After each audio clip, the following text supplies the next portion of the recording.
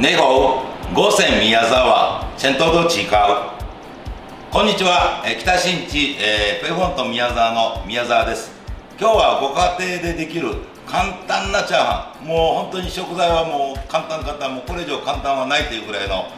絞り込んだ食材でやりました。であと、ご家庭でどうしてもそのパラパラにチャーハンが仕上がらないとかって、よく皆さんおっしゃるんですが、これは中華レストランは火力が強いからやとかって言い張るんですけど、決してそうじゃないです。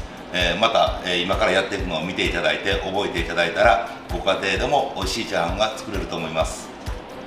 材料はじゃあこちらです。今日は、ご飯とあと卵と塩昆布ですね。あとは、ロースハム、あと白ネギをちょっと、薬味として使います。でご飯を、チャーハンに使うときはよく冷やご飯を使うといいとかっていう人が昔いたんですけど、大間違いです。冷たいご飯でやると失敗します。だから、ちょっとあったかいご飯の方がいいですし、もし普段食べられてる白ご飯っていうのが、柔らかめに炊かれてるご家庭でしたら、ちょっと固めに、チャーハン作る時だけちょっと固めに炊いていただいたらいいかなと思います。その方が、なおさら失敗しにくいと思います。では早速作っていきますね。ボウルに卵をまず割っていただいて、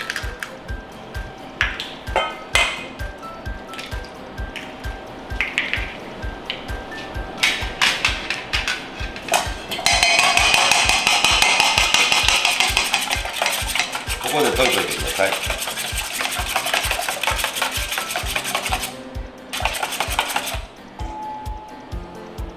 でここにご飯を入れてしまいます。でここにご飯を入れたら、あまりこうどういうんでしょう、ご飯粒を潰さないようにさっくりと混ぜるようにしておいてください。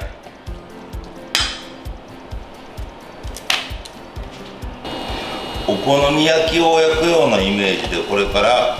この溶き卵にご飯を入れたものを両面じっくりと焼いていきます。でこういうテフロン加工のフライパンとか使うんでしたら、特に、油を引く必要はないと思いますから、このまま流し込んでいただいて、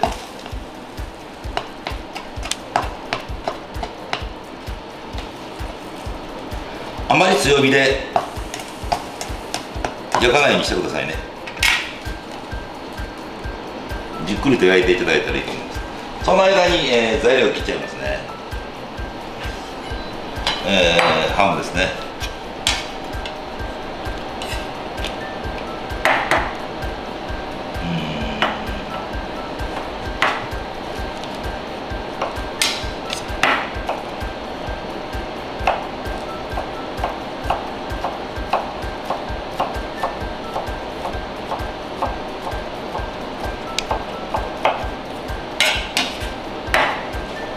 調味料は、塩とうまみ調味料を今日は使うんですけど、もうそれだけです。それだけしか使わないんですけど、このロースハムとか、あと塩昆布ですね。これどんな昆布でもいいと思います。ちょっと細かく切っていただいたら、で塩昆布とこのロースハムっていうのが入りますから、これだけでも十分に味がつくはずなんですよ。だからお塩とかこのうまみ調味料を使う場合は、香りを出すというイメージで使っていただいたらいいですね。塩っていうのはね、やっぱ香り出しにもなるんですよ。皆さん塩味っていうから味付けのためだけだとお思いだと思うんですが、そうじゃないですね。香りも出てきます、塩を使うことで。で白ネギのみじん切りも、皆さんこう裂いていって切ることが多いですけど、斜めに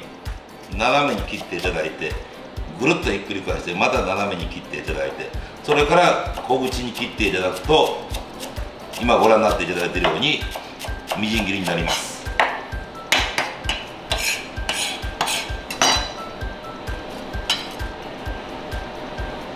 今日は食材はこの3つでいきます。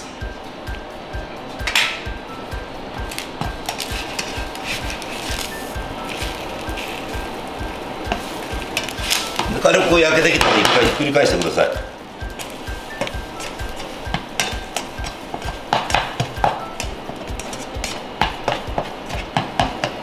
でこのまま仕上げていくと全く油っ気のないチャーハンになってしまいますんで、これではちょっと香りも弱いし、食べた時もやっぱ美味しくないです。ですので軽くちょっと周りから油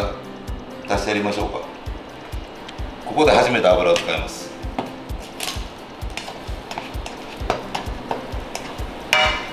でこれもこっちの面が焼けたかなどうかなっていう目安は、こうフライパンを前後に揺すっていただいて、シャカシャカと音がしてきたら、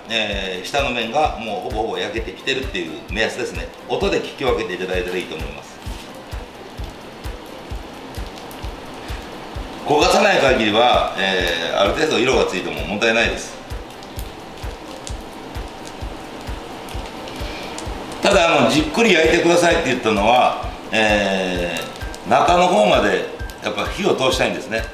今溶き卵の中にご飯を入れて、ご飯一粒一粒の周りに溶き卵が絡んでる状態を頭の中でイメージしてください。でそのご飯一粒一粒の周りについてる溶き卵に火を通していきたいんです。そうするとおのずとやっぱパラパラになってきます。ですのであまり強火で表面ばっかり焼いていくと表面だけ焦げてしまって真ん中の方まで、火が入っていない状態になるんで、あまり強火じゃない方がいいっていうのはそういうことなんですね。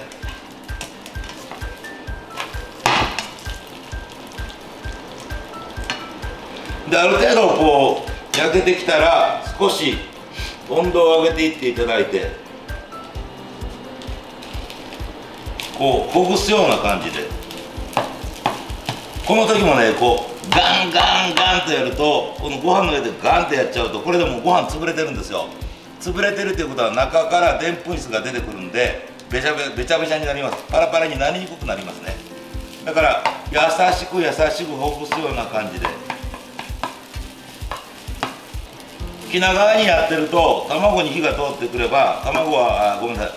に火が通ってくればご飯はパラパラになっていきます。この溶き卵にご飯を入れてこの生の段階からこうやってバラバラにしていくとなかなか卵に火が通りにくいので、通りにくいしその間にご飯のでんぷん質が出てきます。だから先ほどみたいに、お好み焼きのような形にしてじっくりと、両面焼いていって真ん中まである程度火を通した中でこうほぐしていってやるとパラパラになっていきやすいですね。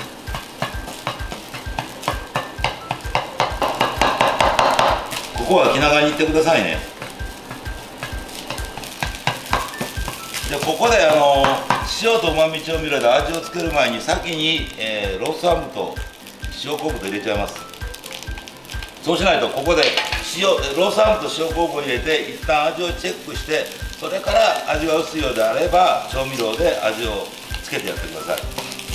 多分これだけでも十分僕はいける気がするんですけど、ど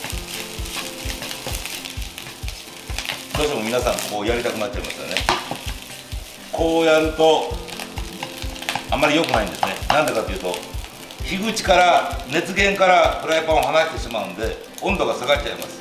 温度が下がったり上がったりするっていうことはチャーハンを作っていく上であまりいい状態ではないんですね。だから一定の温度をずっと加えてやることの方が大事です。だからこうフライパンは振らずにヘラで気長にほぐしてやってくださいということなんです。でここでちょっと味を見ていただいて、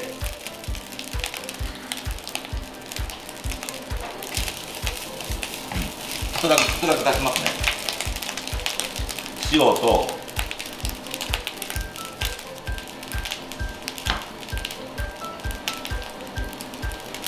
調味料ちょっとだけ。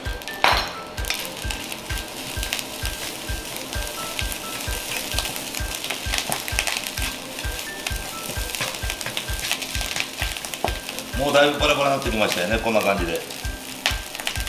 いい感じですよね。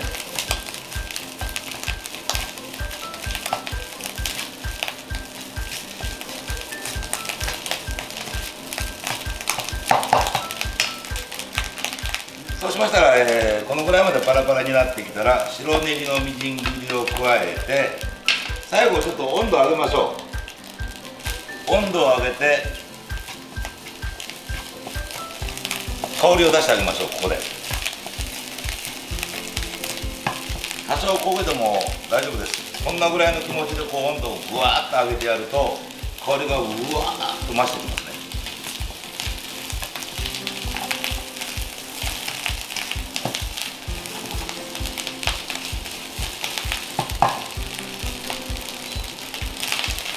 よし、こんな感じでパラパラに仕上がりましたね。